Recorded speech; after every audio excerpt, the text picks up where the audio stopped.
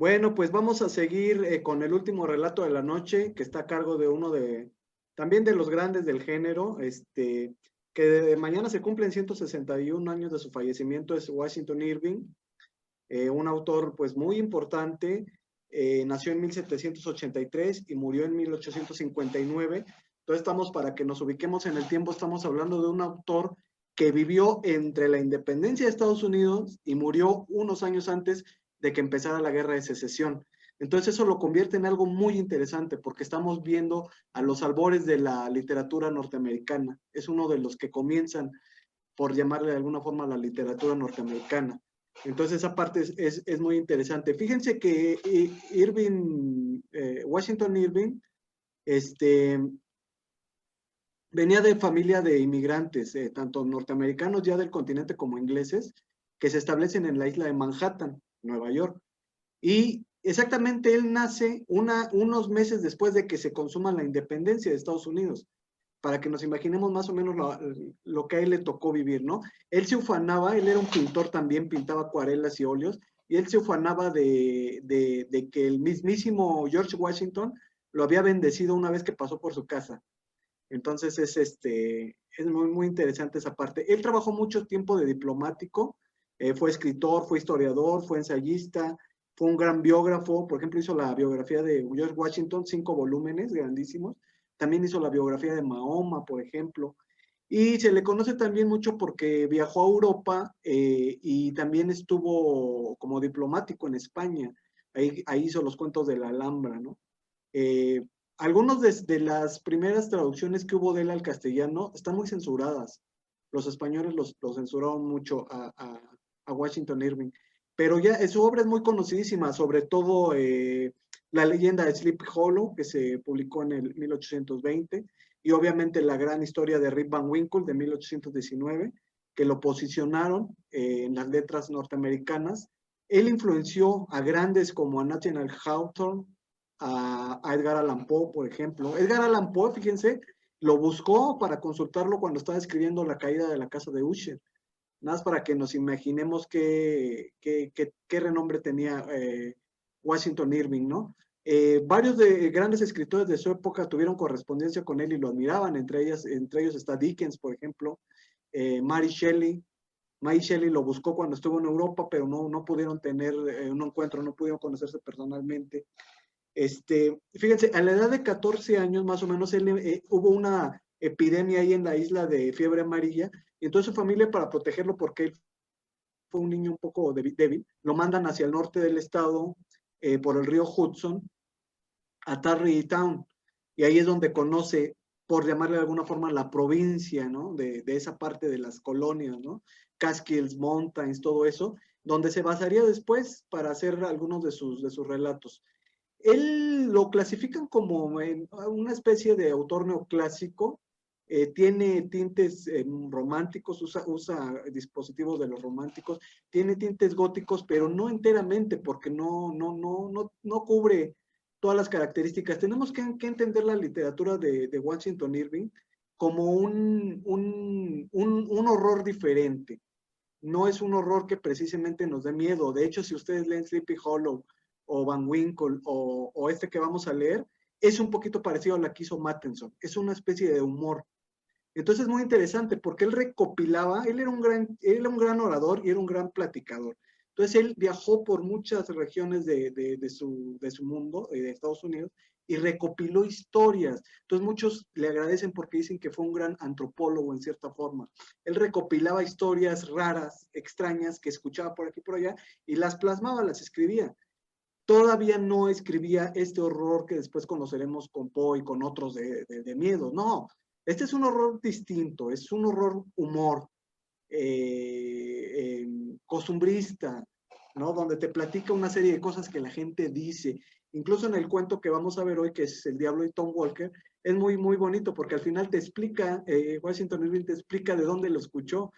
Este cuento me lo contó un ballenero de Cape Cod y pues esto fue lo que me contó. Hay varios finales, unos dicen esto, otros dicen otro. Entonces tenemos aquí un trabajo muy interesante de recopilación de folk, por llamar de alguna forma, plasmado de esa manera y que en su tiempo pues le dio un gran renombre a Washington Irving.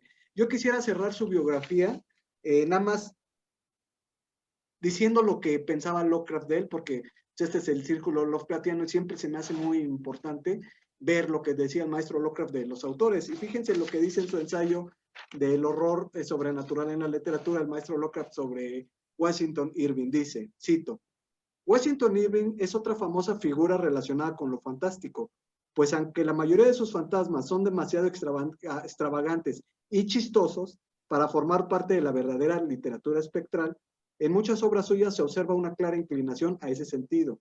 Entonces habla Lovecraft sobre una de sus obras cumbre que se llama The German Student, donde ya Irving tomaba el tema de la esposa fallecida, que después retomará Poe y tantos otros, ¿no? Y para cerrar, dice Lovecraft sobre él, se ha convertido rápidamente en un clásico. Entonces, es una delicia poder leer a uno de los grandes maestros como es Washington Irving y leerlo como eso, como alguien que no precisamente como Mattenson hizo, no es el horror que tal vez esperemos, es otra faceta y algo muy diferente. ¿Alguien quisiera comentar algo más sobre el autor? ¿No? Bueno, Washington Irving fue el padre de la literatura fantástica en Estados Unidos, así muchos lo consideran.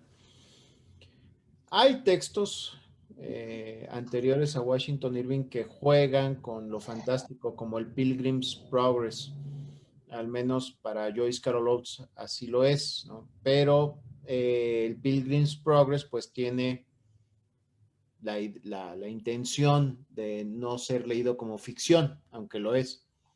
Entonces, pues no es aparentemente un texto fantástico, o no del todo, pero Washington Irving sí fue un escritor fantástico y se reconocía como tal. Además, en un país, pues hay que decirlo como es, porque así fue, un país de iletrados, de analfabetas, como lo era Estados Unidos cuando surgió como nación independiente, pues Washington Irving era más que el rey tuerto, era el rey y punto. Entonces, todos los extranjeros que querían conocer a un estadounidense, perdón, culto, y que hablara de literatura, de arte, que tuviera algún bagaje, pues o era el presidente Jefferson o John Adams o él, no había otro, no había para dónde hacerse, o la esposa de John Adams, ¿no? Abigail. Ya ahí se acababa la cultura en Estados Unidos, ¿no? Tendría que pasar varios años hasta que llegaran Longfellow o Emily Dickinson o Emerson, ¿no? O Thoreau, para que el ambiente literario, cultural, filosófico de Estados Unidos se ampliara. Entonces, Washington Irving, sabiendo que él estaba solito y que él era un poco iba a ser o estaba siendo el patriarca, iba a fundar la escuela literaria de Estados Unidos, pues trató de tomar de las leyendas del folclore estadounidense algunos elementos para convertirlas en literatura, ¿no? Entonces, de ahí viene esta idea de escribir, bueno, yo creo que de ahí viene la idea de escribir un cuento sobre leyendas de las primeras colonias. Primero, pues en el caso del Jinete sin Cabeza de Sleepy Hollow, se va al norte de lo que hoy es el estado de Nueva York, una zona poblada y fundada por holandeses. En este caso, busca una historia folclórica, una leyenda regional de Massachusetts. Y de hecho, ya lo veremos en el cuento, hay menciones a familias muy concretas de Massachusetts que son familias que luego están emparentadas con los personajes de la Nueva Inglaterra de Howard Philip Lovecraft, pero de eso ya hablaremos. Muy interesante lo que nos comenta Ramón. Ahorita te doy la palabra, Chavo. Fíjense que, ¿dónde creen que está enterrado Washington Irving? Está enterrado en Sleepy Hollow. Ahí está su lápida. Un pueblo que lo amó porque gracias a él viven del turismo. Ahí está el puente y puedes ir y hospedarte y hay muchas temáticas culturales relacionadas con lo que escribió Washington Irving. Yo ya nada más quisiera cerrar esta parte sobre el autor, mencionando algunas cosas de su contribución hacia la cultura norteamericana. Yo no sé si ustedes sepan, pero él fue el primero que le llamó a Nueva York Gotham. En uno de sus escritos, él fue el que le llama Gotham City, por goat, por las cabras, ¿no? También él revolucionó y cambió la forma en que se vivía la Navidad en Estados Unidos, porque él a través de algunas acuarelas que hizo y algunos relatos que hicieron muy famosos, metió varias cosas ahí que no existían antes y que ahora todo el mundo lo toma como por dado. Por ejemplo, la cuestión de que el Santa Claus vuela en su trineo con los renos, eso es Washington Irving, por ponerles un ejemplo, ¿no? Y por último quisiera comentarles que hoy en día ya no es un autor tan políticamente correcto en Estados Unidos. Es un poquito lo que le ha pasado a autores como Lovecraft, por ejemplo, porque sí, realmente de sus textos pues son de hace mucho tiempo, y entonces ahora son vistos como muy machistas. En sus textos, por lo general, la mujer pues es un lastre ahí que siempre está molestando, y pobres hombres cómo sufren con estas brujas, ¿no? Que es el caso también de este cuento. Entonces, nada más quería apuntarles eso, que ya no es para algunos sectores un autor políticamente correcto, y yo lo único que creo es que eso lo hace todavía más interesante. Entonces, Thiago, ¿querías comentar algo? Sí, por último, más quiero agregar que a lo mejor muchos no lo saben, pero él tuvo una amistad corta, muy amorosa, en términos de amor de amigos, y que terminó muy mal, que fue con pues otro de los padres de la literatura universal, que es Charles Dickens. Charles Dickens era mucho menor que él, y Washington Irving le escribió. Washington Irving nació en Estados Unidos, Dickens en Inglaterra, y Washington Irving le escribió a Dickens y le dijo, oye, la tienda de curiosidades me gustó mucho, y obviamente para un mocoso como era Charles Dickens en esa época, era un halago impresionante. Se comenzaron a cartear al otro lado del océano. Cuando Dickens llega a Estados Unidos se hicieron muy amigos, tan es así que cuando a Washington Irving lo mandan de pues lo que ahorita sería un cónsul a España, lloraron los dos abrazados y le dice no te volvería a ver y todo, pero lamentablemente la amistad se amargó porque Charles Dickens, cuando ya se vino a vivir a Estados Unidos, empezó a escribir muy mal tanto de los británicos como de los americanos, y la amistad terminó tan mal que en uno de sus últimos comentarios antes de morir, Washington Irving dice que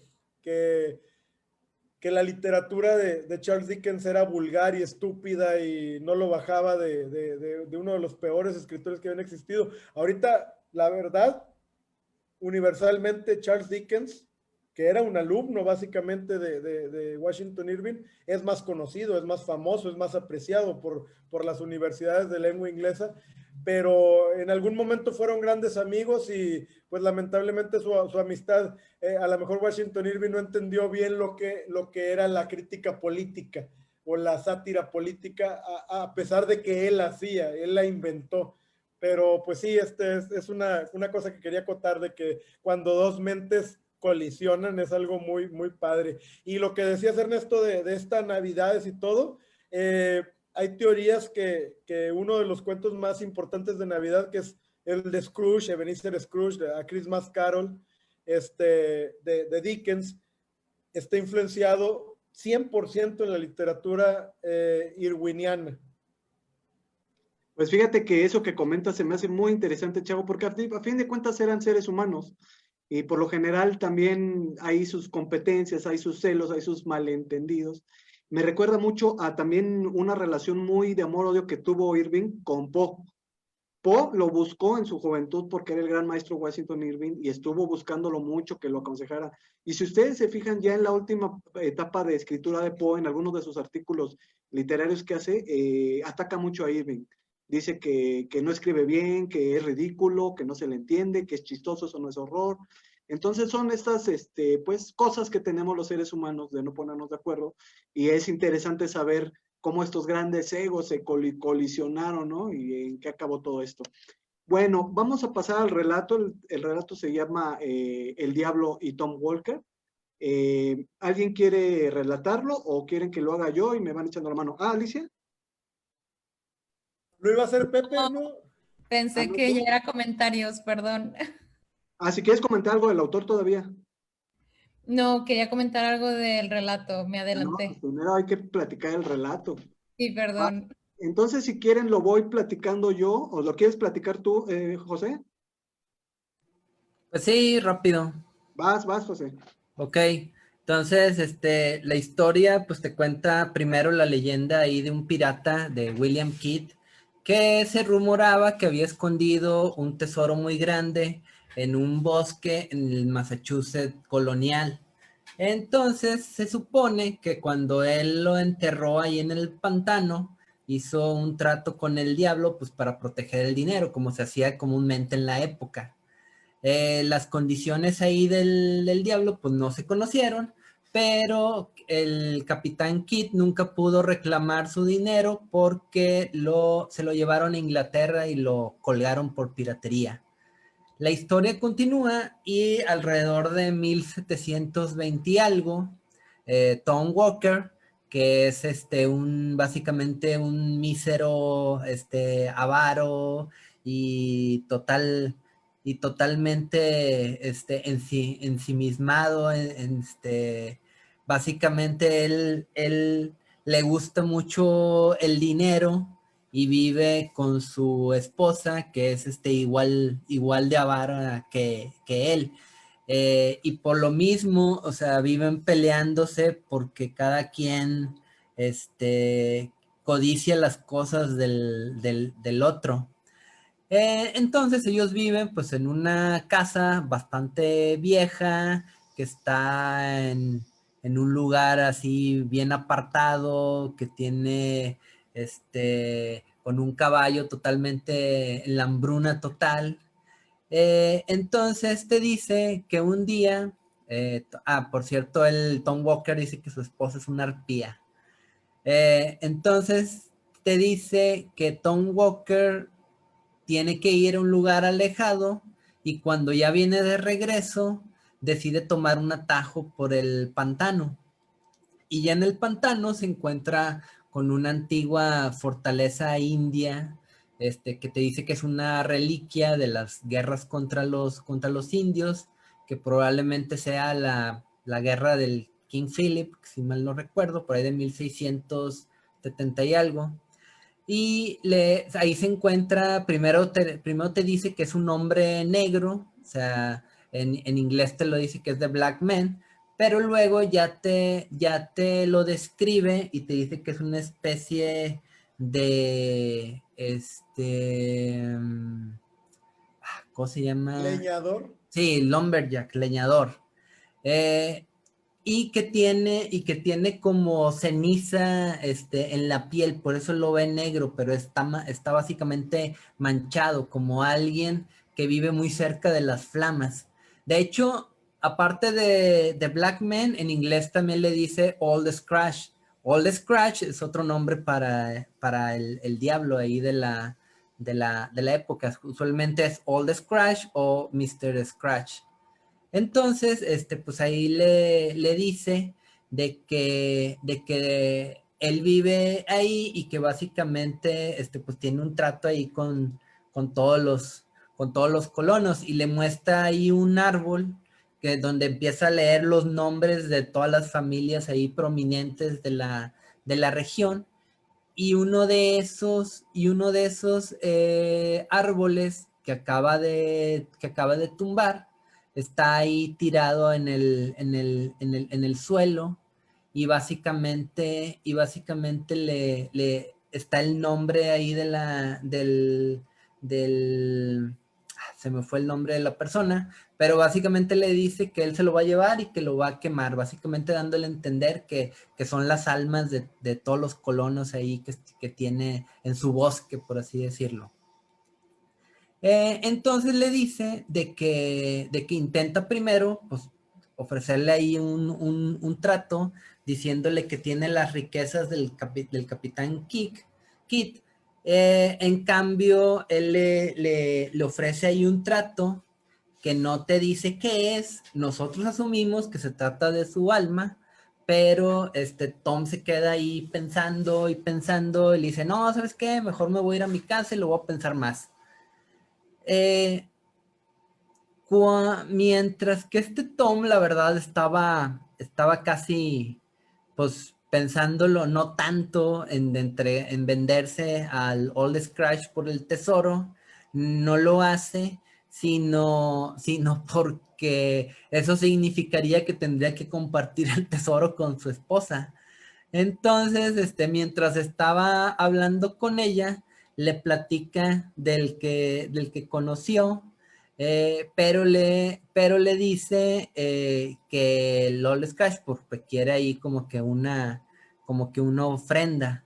Entonces la esposa decide que, pues, que si el marido no va a venderse al diablo, pues lo va a hacer ella entonces.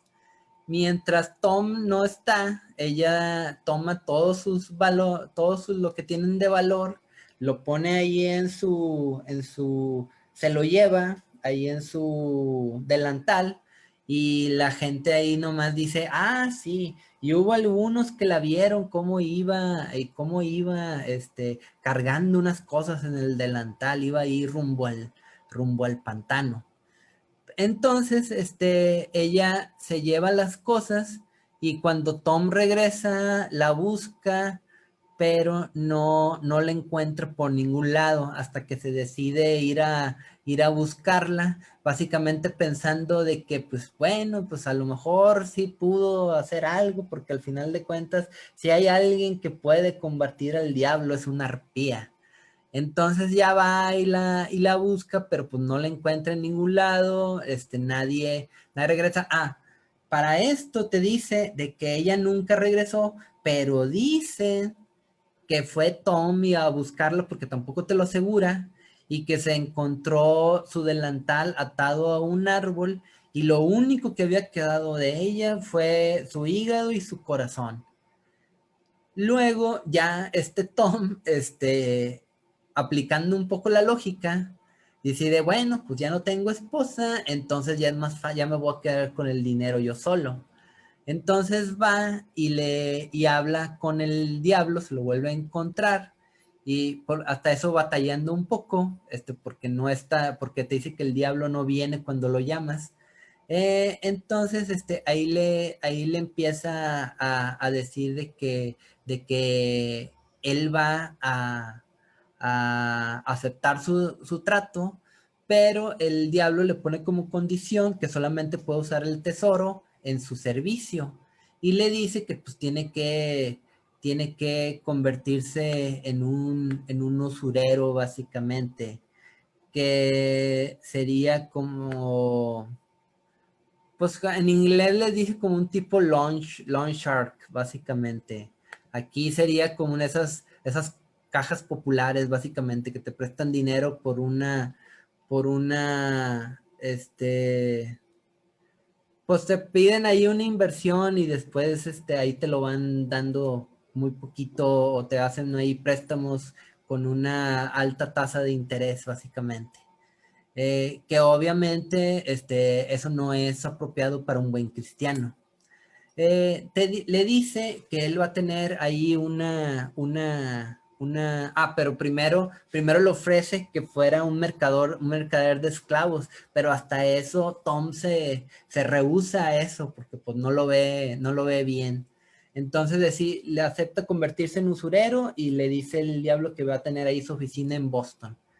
Y cuando él va allá a Boston, te dice que pues la especulación estaba todo lo que da, los negocios salían un día y al siguiente día quebraban, pero ahí llega Tom pues con el dinero y del diablo y empieza a hacer préstamos con intereses así exorbitantes, porque de hecho el diablo le dice, y vas a prestar con un interés de 2%, y le dice Tom, sí, del 4%, y así, y no me sorprende que se lo haya subido todavía más. Pero básicamente Tom llega, empieza a ganar dinero, se compra una casa bien grande, se compra ahí su coche, pero obviamente no le tiene sus caballos en el coche, pero pues no les da de comer, pues obviamente como a pesar de que tiene dinero, pues sigue siendo una persona mísera y avara, pues no quiere gastar nada. Y Tom pues nunca se cansa de estar engañando a la gente, y de vivir su vida a lo más que puede, guardando su dinero. Tiene sus barras tiene sus gemas, sus barras de oro, sus barras de plata, todo eso. Pero pues llega un punto en que le empieza a dar miedo sobre el otro, sobre el más allá, o sea, porque pues ya se está haciendo viejo, y ya siente que ya está en las últimas. Entonces empieza a ir a la iglesia bien seguido, te dice que canta los himnos lo más alto que puede, casi casi gritando, y hasta eso hace que entierren un caballo, con las patas arriba, para que cuando llegue el día del juicio final, poderse salir montado a caballo y huir lo más rápido posible.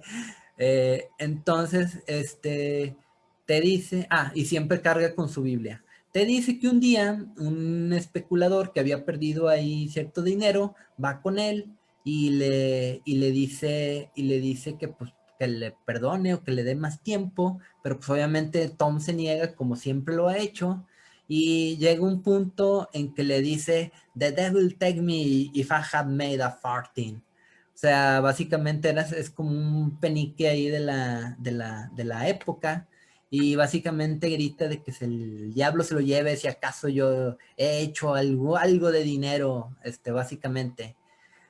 Pues su deseo se cumple y le tocan ahí la puerta, y cuando Tom se asoma, pues oh sorpresa, es el Old Scratch que pues ya vino por él, y justo cuando se ve, Tom se da cuenta que había dejado sus Biblias, que no trae las Biblias justo en ese momento, y pues básicamente dice que el diablo agarra a Tom como si fuera un niño, lo sube a un caballo negro y se van galopando a toda la velocidad, con el caballo así saltando chispas. Y también el cuento dice que dicen la gente que los vio pasar, que iban así retumbando en el camino porque había una tormenta, y saltando chispas ahí de los cascos del caballo. Pero te dice que como la gente esa estaba acostumbrada a las brujas, pues nadie dijo nada. Entonces, algo así que pasa todos los días, básicamente. Y pues Tom nunca lo ven, de nuevo, y todos sus bienes básicamente se convierten ahí en cenizas, su oro y su plata ahí se convirtieron en pedazos de madera, todos sus bienes ahí en papel, en contratos, todo se convirtió en cenizas, y hasta su casa que había comprado también se quemó hasta los cimientos.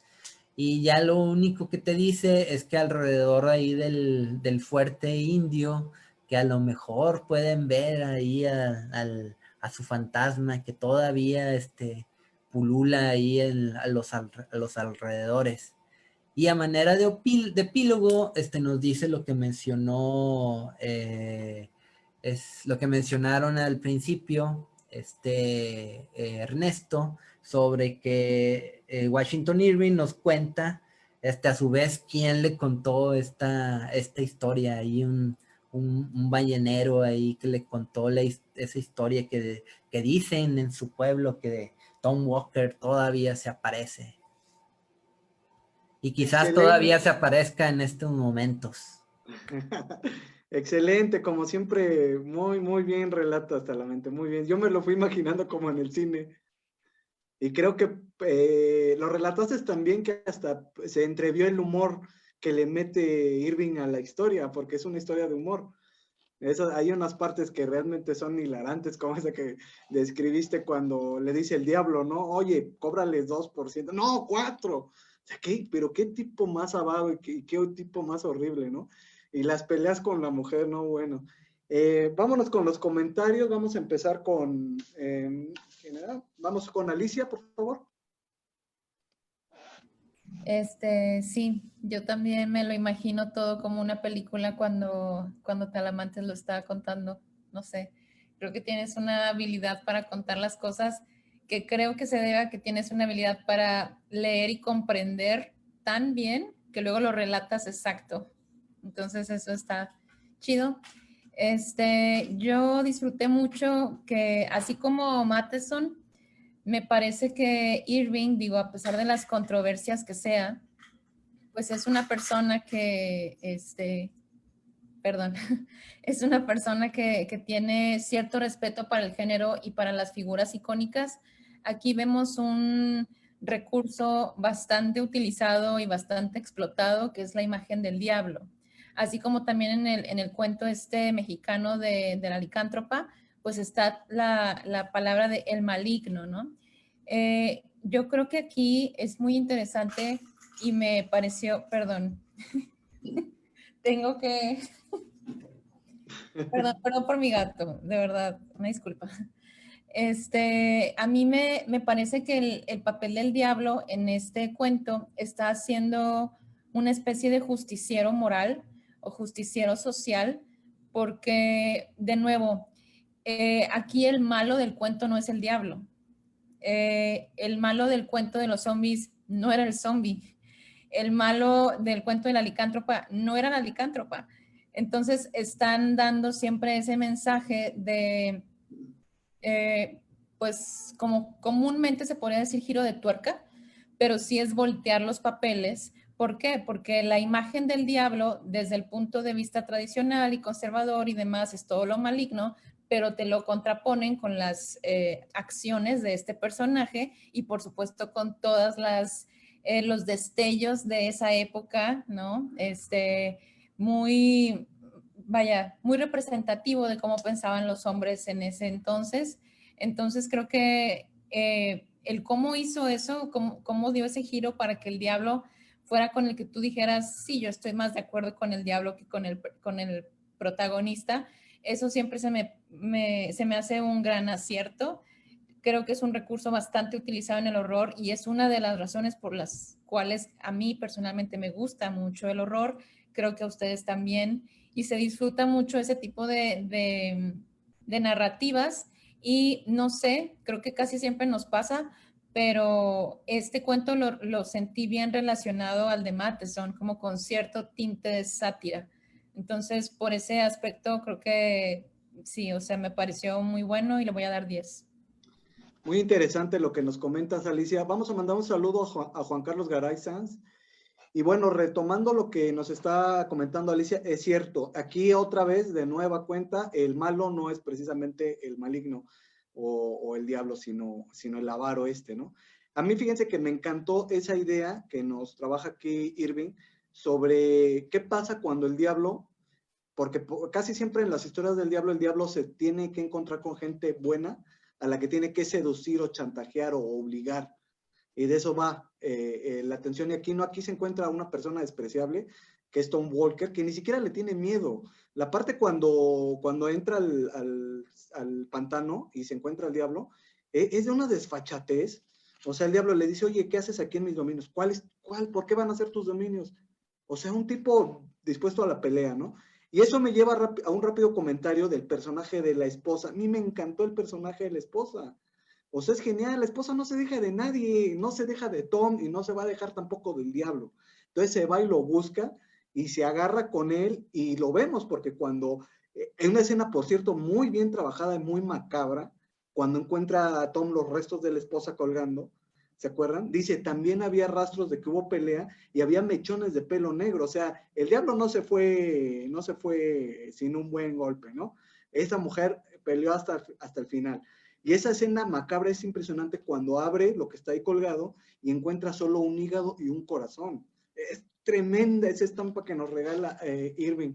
Pero ese personaje de la esposa me encanta. Una mujer que es una espina en el trasero, no se deja, odia a Tom Walker y lo que quiere es el dinero igual que él, porque es igual de avara que Tom Walker.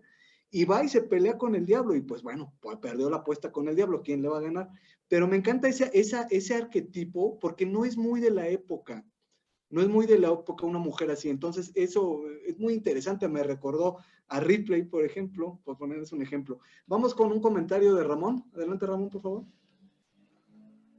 Bueno, la verdad es que el cuento de Washington Irving es, la verdad es que es una belleza de cuento porque recupera muy bien el ambiente de la Nueva Inglaterra, de Massachusetts, de las leyendas.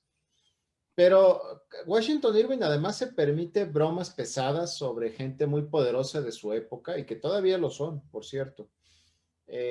Habla del gobernador Belcher, que fue un gobernador muy importante de la comunidad, de la mancomunidad de Massachusetts. Muchos lo consideran como el gobernador que permitió el surgimiento de la industria naviera en el estado, cuando era colonia británica todavía.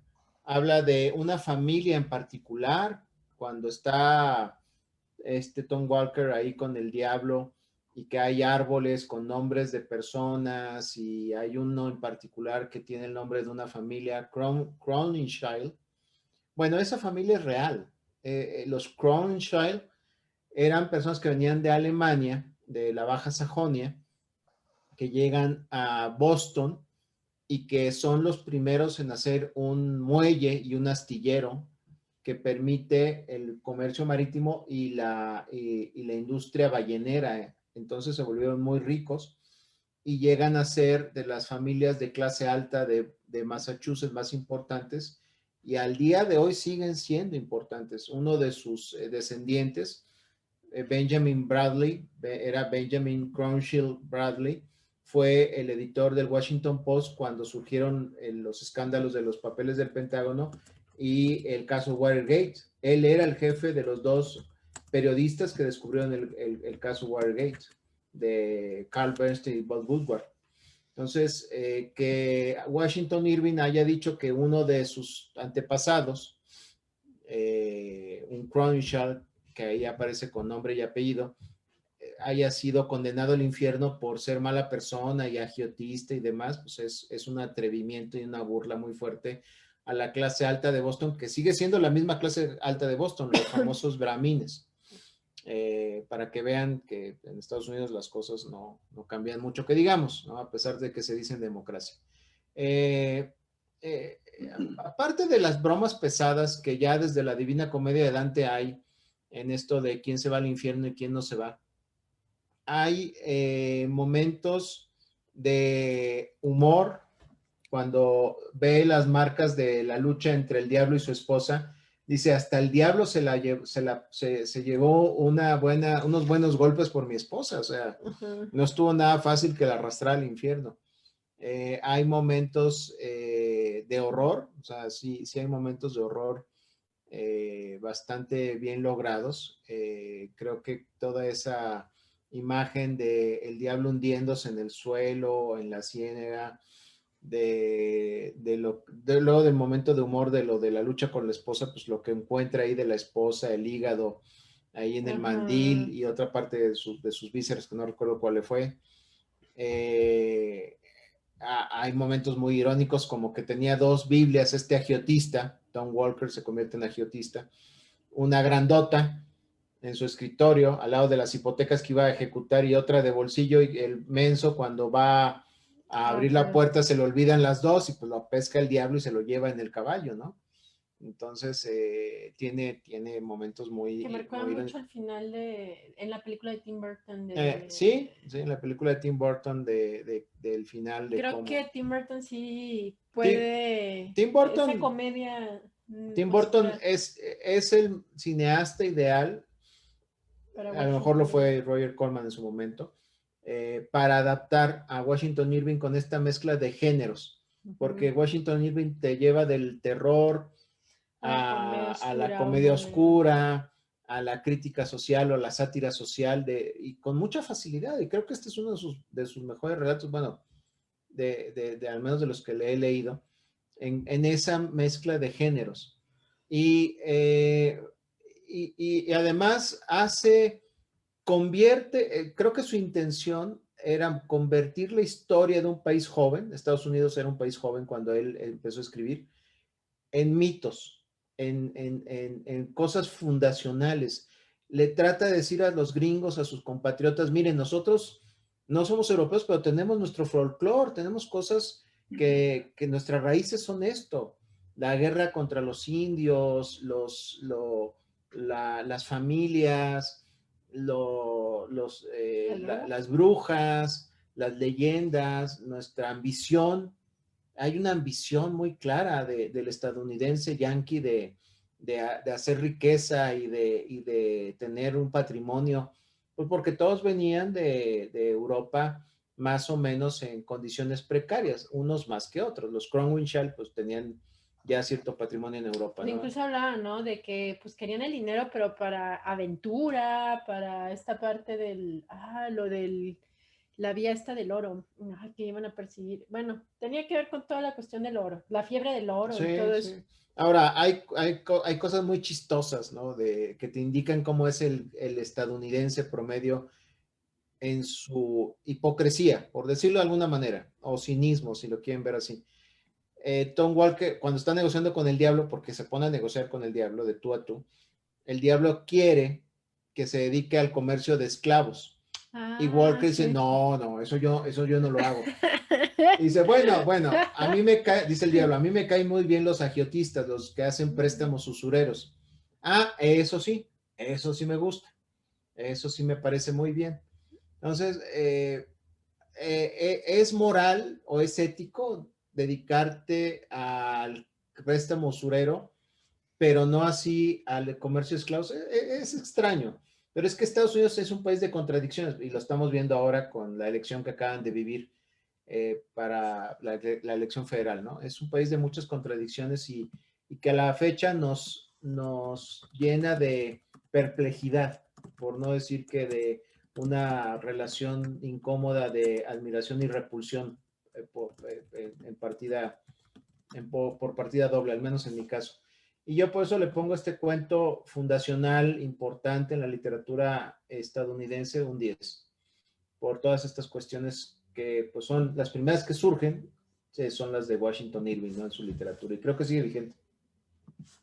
Sí, fíjate, Ramón, que me gustó mucho el comentario que haces de que Washington Irving intentó o hizo varios de los temas fundacionales, tanto en el folk como en literatura, o intentó hacer eso y en muchos casos lo logró. Y es muy interesante porque tienes razón, él era un escritor cuando apenas estaba empezando a formar el país. O sea, eran los que estaban comenzando toda esa gran obra. Y me llama mucho la atención lo del esclavismo. Yo tengo la intención, bueno, más no tengo la intención, tengo la impresión de que Irving estaba en contra de la esclavitud por varias partes que se ven en su obra, entre ellas esta. Incluso hay una parte donde es muy interesante, donde dice que el diablo es el patrono de los negros, esclavos y de las brujas. O sea, es el patrono y de los piratas. Entonces es el patrono de los perseguidos por la sociedad, de los que están outlaws, de los que están fuera de la sociedad, ¿no? Yo nada más quisiera recalcar una cosa muy rica de la escritura de Washington Irving y que se ve aquí en el relato, que es delicioso las estampas que construye literariamente. Una de las que a mí más me gustan, que me gustaría citar un pequeño párrafo, es cómo nos describe el pantano. Dice, un cementerio de lodo en el que se pudrían los troncos de árboles caídos. Sumergidos en la lejanía parecían caimanes somnolientos. Y entonces habla de este fuerte indio y de las brujas, y me parece muy singular porque es un tema muy recurrente en algunas de las obras de Lovecraft. Una de las vertientes de Lovecraft toma mucho lo del pasado de los indios de Norteamérica y las brujas, ¿no? Y dice Washington Irving, era un lugar oscuro que habían utilizado los indios para emboscarse en los días de las guerras contra los pioneros colonos. Y dice que ahí los llevaban y los sacrificaban. Entonces, esta parte cuando está todo en penumbra, todo lleno de lodo, húmedo, oscuro, y Tom Walker se acuesta a descansar cínicamente porque es un tipo tan horrible que le dan miedo muy pocas cosas. Es una parte macabra también que me gusta mucho cuando ve que algo hay en su pie y mueve, no sé si se acuerdan, y hay un cráneo con un tomahawk encajado. Me encantaría verlo en el cine, escenas como esa, por ejemplo. Vamos con el comentario de Thiago, por favor.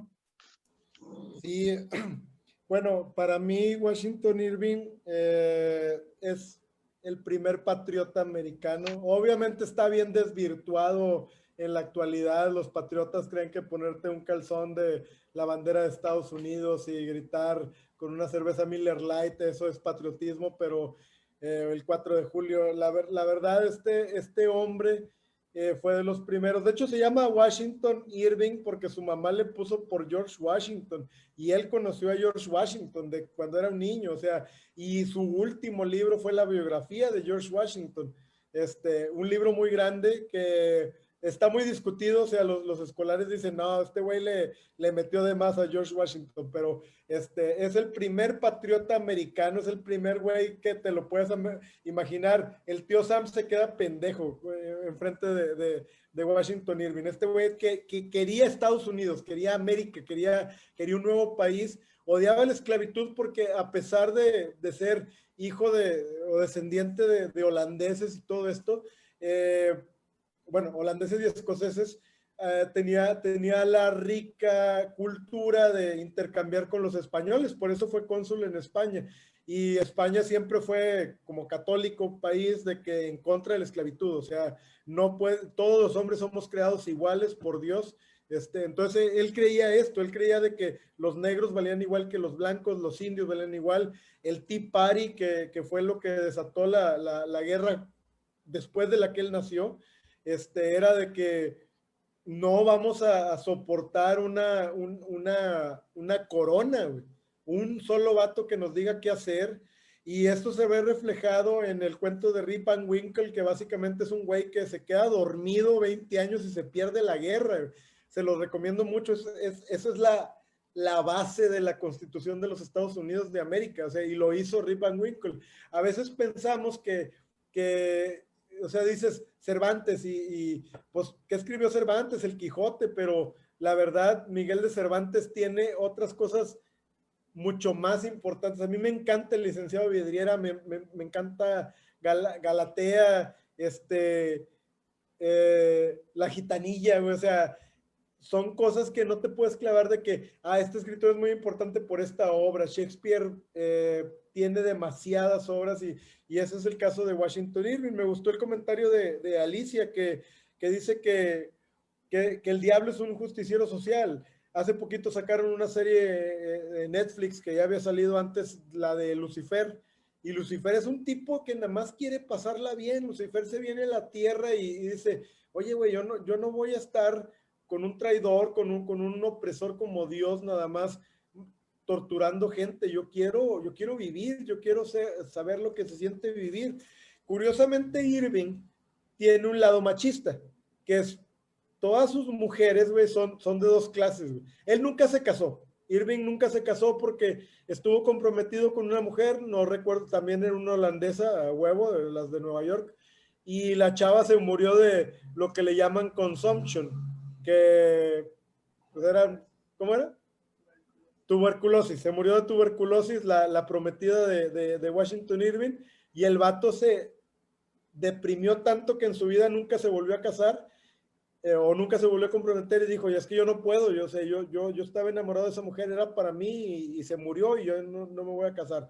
Pero siempre marca estas dos tendencias de que la mujer que es bien bruja, como esta que atacó al diablo sin miramientos ni respeto, le arrancó los pelos al diablo. Obvio el diablo le ganó, pero no se fue limpio, como decía Neto, o sea, se fue bien madreado el vato.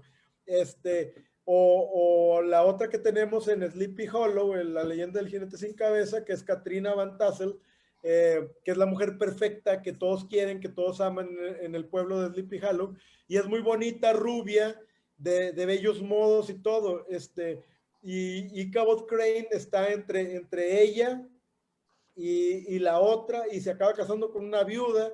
Entonces creo que eso es muy importante.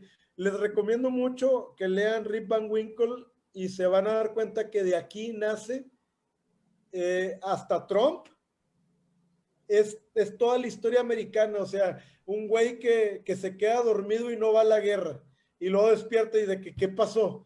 Güey, ¿dónde estabas? O sea, todos tus amigos, tus hermanos se fueron a la guerra, se murieron en la guerra, en la independencia, y él dice, yo soy fiel al rey Jorge III, de que, güey, Ahorita ¿ya votaste? No, pues no. ¿Cómo que votar? Votar es ir a votar por un presidente. ¿Cómo voy a votar si el rey es el rey? Entonces, este es uno de los escritores más importantes y yo creo que este cuento, aparte de lo que ya se dijo, ahí está Trump, lo que ya dijo Ramón de que es una de las bases en lo que es la política de los Estados Unidos, en esta historia de un país con tan poco tiempo y es el más poderoso del mundo, también tiene una riqueza cultural, porque incluso Washington Irving llegó a vestirse con las ropas de los indios en una protesta. Estos vatos ya hacían protestas casi como en Tlatelolco, estos güeyes de que se burlaban de los ingleses y se vestían de indios, de que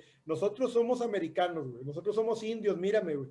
Claro que pues no lo eran y no se mezclaban mucho con los indios, pero estos güeyes se sentían de esta gente. Yo creo que este cuento lo marca muy bien. El diablo anduvo por todo el mundo, hasta en estos recónditos lugares del Nuevo Mundo. Yo le doy un rotundo 10, me encantó.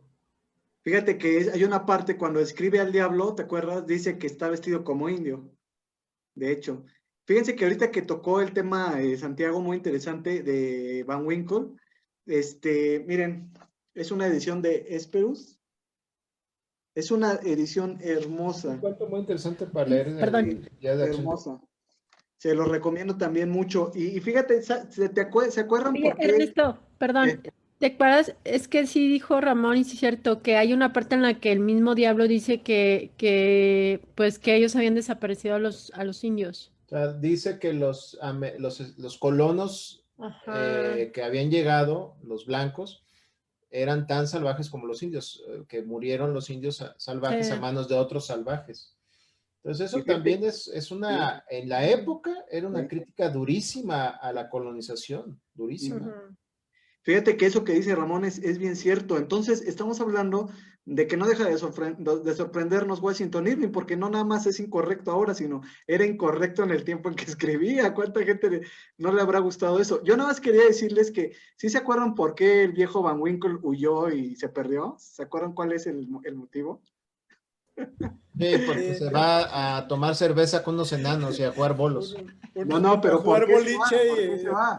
Porque ya no aguantaba la esposa, porque ya no la aguantaba. La esposa era una pinche como esto, o sea, era un cadillo la mujer, güey.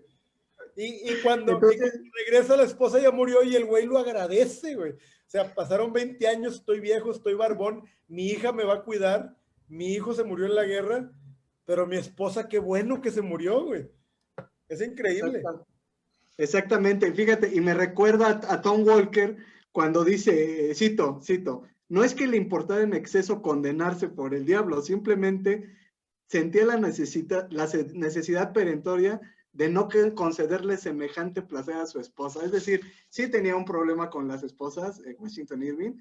A mí me da risa, se me hace hilarante, no veo necesidad de condenarlo por eso.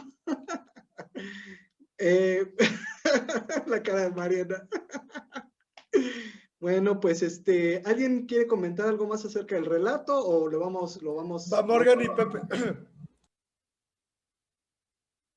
Adelante, Morgan. Sí, gracias. Digo, en defensa de las esposas, no creo que los esposos fueran una monedita de oro, ¿verdad? Pero este cuento está muy divertido. Ya lo mencionó Ramón, comedia oscura, sátira, todo esto, humor. Pero a lo que voy con el que no me gustó tanto el cuento de Matheson. Y muchos iniciaron diciendo, ay, me recordó a Matheson. Matheson fue 100 años después. Y este cuento de ahorita está tan bien hecho, es tan gracioso. Wow, me encantó. Puntos que iba a decir, ahí venía en el enlace que pusieron que el seudónimo, lo escribió como Geoffrey Crayon, o sea, era un seudónimo de Irving, okay. Que algunos relatos los escribió con ese seudónimo. Y, ¿qué más? Al final, Pepe había dicho que la casa se quemó y que el dinero se quemó, pero en realidad era parte del mito del diablo, porque el oro era en realidad astillas y aserrín. O sea, no era que se hubiera quemado, sino que no era oro real. O sea, era uno de esos trucos del diablo, ¿no? También en esta historia, ahorita que estaban hablando de la otra historia, que agradece que la esposa se muera, también en esta lo agradece y bastante. Dice, ay, no encontré mi propiedad, o sea, la esposa se había llevado toda la plata y todo lo valioso de la casa para hacer el trato con el diablo. Entonces, cuando haya el hígado ahí envuelto en el mandil de la esposa, dice, ay, pues no hallé mi propiedad, pero bueno, comparado con que mi mujer está muerta, creo que debo agradecerlo. O sea, eso dijo. Bueno, ¿qué más? También al final, cuando el diablo llega por él, es porque él mismo lo llama, dice. Él está peleando con el de la hipoteca, que según era un buen amigo, y luego dice, el tipo le dice, dame más tiempo, al cabo yo te he hecho ganar mucho dinero, y él le dice, que me lleve el diablo si he ganado un centavo contigo, y es cuando tocan la puerta. Entonces, o sea, tiene tantos detalles tan graciosos, en verdad. Si no lo leyeron, los que nos están viendo deben leerlo. Está muy gracioso. Oye, Morgan, la parte cuando, también me dio mucho risa, la parte cuando dicen que ya se empieza a acercar la vejez y entonces empieza a pensar en la muerte. Empiezo a rezar. Que en la misa no. se ponía a gritar todo eufórico y andaba Sí. espiando a los vecinos, los censuraba. Los criticaban, ¿no? O sea, más hipócrita. ustedes pecadores, ¿no? O sea, tú vendiste tu alma, o sea, que hay más pecador que eso. Ay, qué risa. Fíjate que Sí, esa parte me gusta mucho porque excelente. también es una gran crítica a la sociedad de su tiempo, bola de Ujú. hipócritas, ¿no? Entonces, Sí, está muy interesante eso.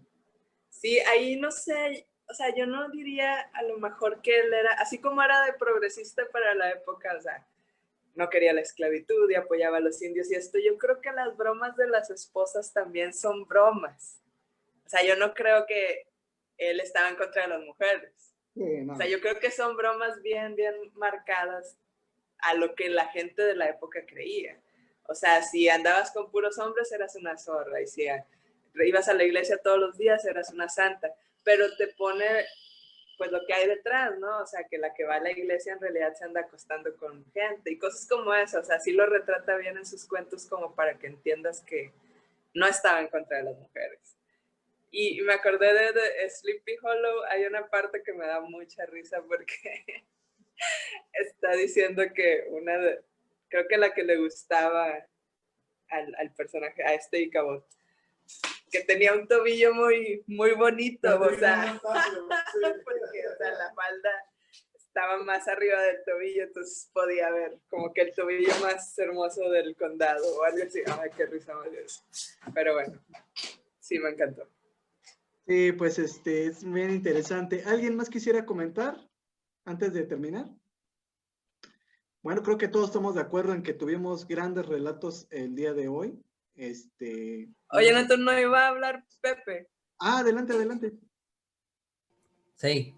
Adelante. Pues ya se dijo todo. A mí me gustó mucho también. Está muy padre pues toda esta historia ahí que entre folclore y entre crítica social y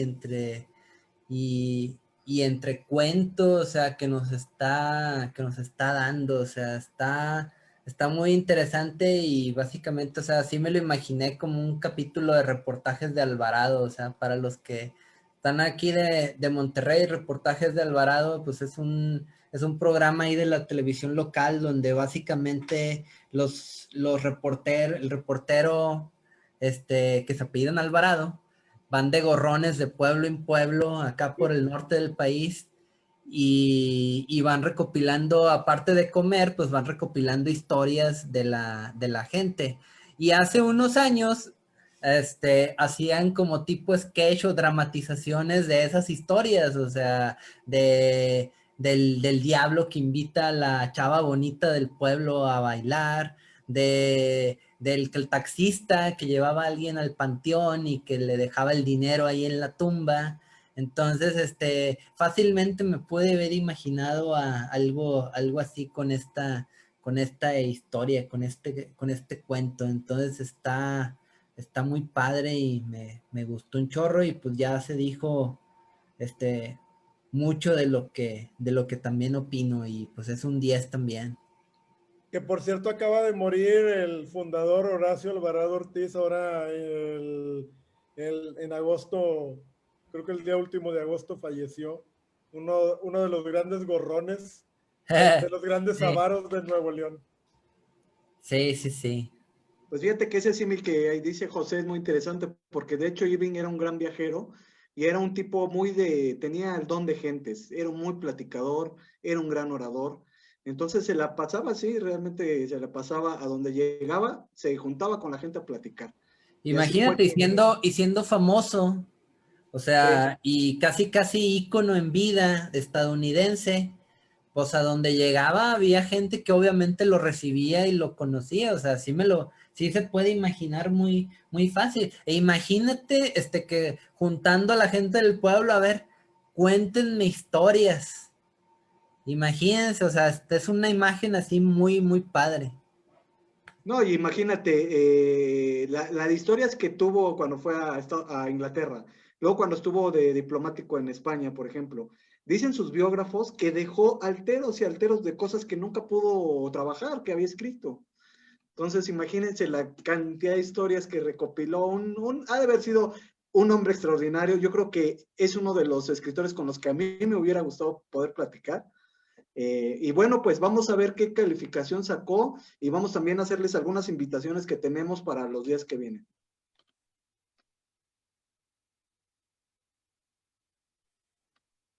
Ok, Mariana, mañana, ¿qué tenemos? A ver, tenemos a la doctora Flores Olson, plática de zombies. Va a estar muy buena a partir de las 3 de la tarde hora de la Ciudad de México. Esta doctora nos va a hablar de zombies en la literatura, pero con cierta salecita ahí. Ella es sueca y es maestra de letras, aparte, también es maestra de español. La plática va a ser en español, así que todos los que se quieran meter a la plática podemos hacerle nuestras preguntas acerca de los zombies, podemos pelear con ella, a ver qué opina, a ver cuál es el mejor zombie, si los zombies latinoamericanos o los zombies europeos. Mañana también tenemos a nuestros carnales de Linares Fantástico, va a haber varias pláticas. Va a ser un sábado muy, muy interesante. A los frikis. Tenemos al Frikinomicon desde el mediodía. Frikinomicon va a durar 7 horas. 7 horas, sí, porque son Platíquenos, ¿qué es eso del Frikinomicon? Platíquenos. Frikinomicon es una página de Uruguay comandada por Johan Iriarte y Ricardo. Estos chavos pues se dedican a la reseña, al análisis y a la publicación, a la difusión de todo lo que es la cultura friki, pero aquí pues nos abarca desde la literatura, el cine, videojuegos, cómics y todo lo que tenga que ver con la cultura friki allá en el Cono Sur.